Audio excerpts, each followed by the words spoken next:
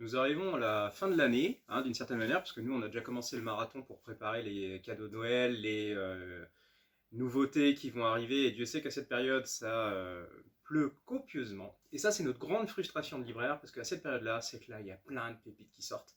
Et nous, bah, on essaye de faire de la place pour tout le monde, de vous trouver à vous des titres qui vous correspondent au mieux et puis qui méritent d'être mis en avant.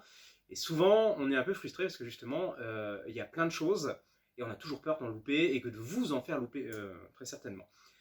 Alors, on va continuer à abreuver hein, nos coups de cœur, etc. Peut-être qu'on va essayer de faire des mini coups de cœur, on verra ça dans les semaines qui viennent, parce que clairement, là on commence à avoir déjà une liste de titres que j'ai envie de vous présenter, mais qui malheureusement, bah, le temps est court, donc peut-être que pour une fois j'aurai peut-être un peu plus de coups de cœur que d'habitude. Bref, de quoi je vais vous parler aujourd'hui? Je vais vous parler d'aventure, je vais vous parler d'histoire, de grande histoire, histoire méconnue, de petite histoire aussi, parce que c'est toujours bien quand il y a un peu de fiction, même si, comme le disait Churchill, parfois les faits avérés dépassent de très loin la fiction. Oui, si je cite Churchill, c'est pas par hasard, parce qu'on va parler de la Seconde Guerre mondiale. Alors, quelle va être cette histoire? Cette histoire, c'est celle du dernier secret d'Hitler. Donc, le dernier secret d'Hitler, on est chez un one-shot, donc chez Humanity Associés, pardon, une histoire complète. Assez original. Pourquoi original? Parce que vous allez me dire, la Seconde Guerre mondiale, ça va, on en mange quand même assez régulièrement. Surtout nous en Normandie, c'est quand même un creuset assez commun, si je peux me permettre l'expression. Mais là, on est sur quelque chose d'assez original. Pourquoi? Parce que oui, on va parler de Seconde Guerre mondiale. Oui, on va parler d'Hitler, de son dernier secret. Par contre, vous oubliez tout de suite tous les fantasmes qu'il y a pu y avoir sur tout le côté irréel, tout le côté ésotérique, même si ça fait partie un peu du folklore. Là, on va se contenter vraiment d'avoir une mission. Et la grosse originalité, c'est de parler de sous-marins. Oui, de U-boat. Alors, on sait très bien qu'en bande dessinée, il n'y a pas beaucoup de séries qui parlent de U-boat, encore moins de façon historique. Souvent, ça sert d'exemple, ou en tout cas de creuser, de sources, sans franchement se baser sur une réalité. Et là, en l'occurrence, notre U-boat, c'est une véritable course-poursuite qu'on va suivre, à savoir la course-poursuite entre un sous-marin excusez-moi, anglais et un sous-marin allemand. Qu'est-ce qui va motiver cette course, à part le fait qu'on soit en pleine guerre? Alors, il faut resituer quand même un peu, parce que là, le scénariste Mathieu Mariol nous a situé sur fin de Seconde Guerre mondiale, c'est-à-dire, si je ne dis pas de bêtises, ça doit être décembre 1944. Donc le débarquement a eu lieu, on est vraiment, l'avancée vers Berlin se fait de plus en plus, la pression sur les troupes allemandes, je dis pression, c'est pire que ça, c'est le rouleau compresseur du coup, se fait de plus en plus intense, et un sous-marin va amener, en tout cas essayer de sauvegarder une chose importante pour le Troisième Reich. Alors oui, je ne cite pas ce que c'est, parce que ça fait partie du secret de cet album que je vous laisserai découvrir, parce que justement, vous allez jouer sur tout ce que vous avez déjà lu.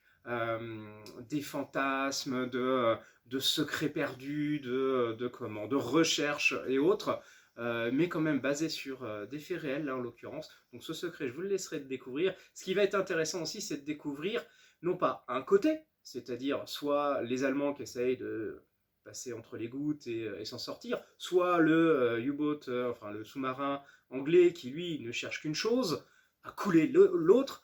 Il faut juste retracer et replacer une situation, c'est que de mémoire, et en tout cas à ma connaissance, d'histoire de guerre sous-marine, il n'y a pas ou quasiment pas d'exemple de cas de sous-marin en ayant abattu un autre en immersion. Je précise, en immersion. Ça va être justement une des petites surprises de cet album. Oui, quoi, comment? Ça, pareil, je vous laisse le découvrir. Le creuset est très simple. Qu'est-ce qu'on va voir? On va voir l'intimité des deux camps.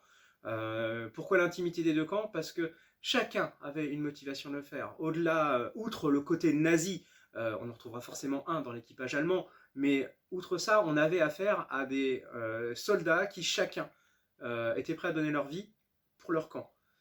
au-delà de tout ce qu'on peut critiquer sur l'idéologie d'un bord ou pas, on va suivre justement ce que c'est que d'être dans un sous-marin, ce que c'est que d'avoir une mission, ce que c'est que d'avoir une pression, des dissensions internes, d'un côté comme de l'autre. On va voir que c'était pas forcément facile, surtout que parfois les équipages sont composites. Je vous laisse imaginer, le sous-marin anglais va avoir un équipage anglais certes, mais va avoir des hommes aussi américains. Bon, pas forcément les mêmes intérêts, ni forcément faire bon ménage. Donc tout ça fait que chaque sous-marin a ses propres tensions internes qui peuvent à tout moment tout simplement leur coûter la vie. Parce que c'est un microcosme très dur à faire tenir, et c'est toute la richesse de cet album.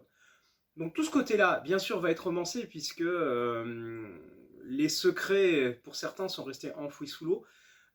Toutefois, les auteurs ont fait un super travail de reconstruction à partir de ce qu'on connaît des deux sous-marins et de l'histoire de personnages, parce que beaucoup de personnages sont tirés de l'histoire réelle, et toute la poursuite, bien sûr, elle va être brodée pour la rendre intéressante. Non pas que l'histoire en elle-même n'ait pas été intéressante, c'est avec un grand H, mais on va y mettre encore plus d'emphase et de suspense. Donc là, c'est la grosse réussite de cet album. Je dois avouer que j'ai passé vraiment un grand plaisir à le lire. J'ai retrouvé une ambiance qui m'a fait penser à des vieux films que je voyais quand j'étais gamin, notamment, je crois que c'était U-Boat qui s'appelait, ce film justement sur un sous-marin allemand, qui était vraiment, vraiment prenant. Et là, on retrouve cette sensation-là. Donc, aventure, polar, guerre, tout ça mélangé sur fond d'histoire. N'oubliez pas d'ailleurs d'aller jeter un petit coup d'œil au petit dossier qui est mis à la fin, parce qu'il y a un carnet graphique. Alors je vous le montre pas parce que sinon je vous dévoile la dernière page, ce serait dommage, mais qui explique la réalisation qui est faite par le scénariste et les deux dessinateurs, comme ils disent très bien, un Français et deux Italiens à bord d'un U-boat. C'est exactement ça, d'autant plus intéressant que ça remet en valeur pas mal de choses qui sont méconnues de cette période-là. Parce qu'après 1944, il y a encore eu pas mal de choses. Et comme le dit Mariol très bien, la question qu'on se pose, c'est est-ce que nous, on aurait été capable d'un même courage, de la même abnégation, du même sacrifice ou esprit de sacrifice dans les mêmes circonstances? Ça, c'est une question qui taraude tout au long de l'album et qui nous interroge bien. Donc je vous souhaite une bonne lecture, un grand plaisir, je l'espère, pour celui-ci. Une découverte, ça c'est certain, et un apprentissage encore plus. Allez, bonne lecture.